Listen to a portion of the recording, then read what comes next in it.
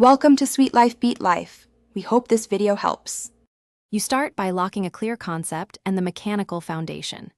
Pick a role first: tank, striker, controller, or support, then choose a race that gives useful bonuses for that role. Once done, pick a class that matches your intended play. Consider spellcasting progression, hit dice, and primary ability.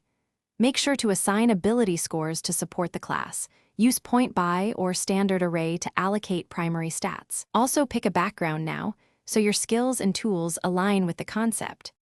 Next, you convert concept into detailed mechanics. Finalize ability scores and pick feats if allowed. Decide features like fighting style, subclass options, and multi-attack timing.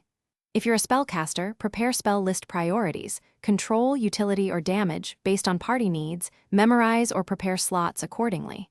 Allocate skill and tool proficiencies to cover weaknesses and support allies. Once you've chosen equipment, calculate defenses, AC, HP, saves, passive perception.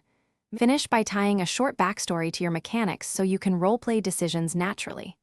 Once complete, run through sample combats and social scenes on paper to spot mechanical gaps, test initiative, reaction usage, and spell slot pacing.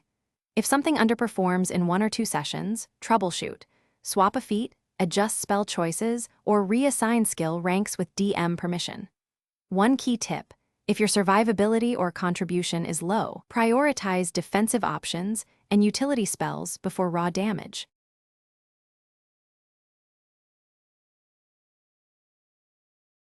Thanks for watching. Consider subscribing if we helped you.